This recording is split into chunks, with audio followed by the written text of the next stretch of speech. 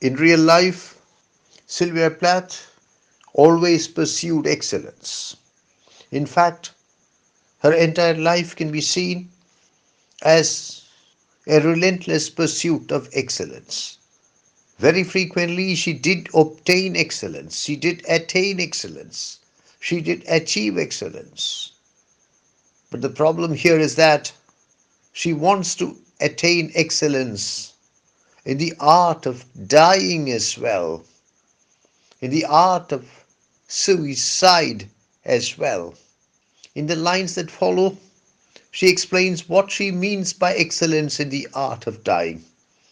She wants to do it, and she does it in such a manner that it feels like hell. She wants to do it, and she does it in such a manner that it feels real. These are lines of extreme masochism. It is not enough that the speaker experiences the trauma of near death, the trauma of suicide. She has to experience it fully in the most terrible manner. It has to be genuine, it has to be real.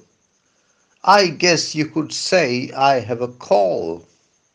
Call can mean a sense of vocation, or even more than that, a sense of mission. The speaker says you can suppose that I have a sense of mission. This is the mission of my life, to end my life.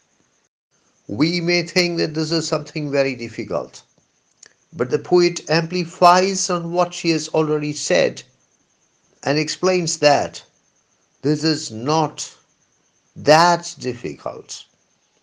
Attempting suicide in a small room, in a cell, out of the sight of the world, swallowing an overdose of sleeping pills, and remaining inside the cell, staying put in the cell, is not that difficult as it may appear to be.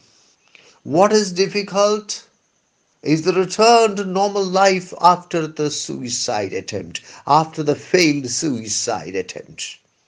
The theatrical comeback, the dramatic return to the same place, the same face, to the same circumstances, to the same situations in which one had operated before the botched suicide attempt. That is what is difficult. And facing the cry, a miracle, the world declaring that this is nothing short of a miracle, the world exclaiming that the victim died or almost died and has now come back to life, and that this is simply a miracle. That is what is really difficult.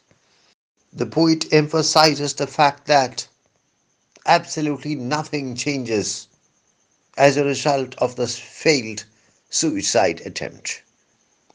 The victim dies or almost dies and then returns to life.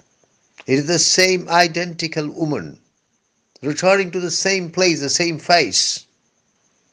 Hence, it is clear that with every death and with every rebirth, nothing happens. The life of the speaker picks up its threads and goes on as if nothing had really happened. In 2018, Sylvia Plath's daughter auctioned off the poet's possessions, and there was a tremendous rush to buy the possessions. And I think that it is this event that has prophetically foreshadowed, prophetically described by the lines that follow. There is a charge for the eyeing of my scars.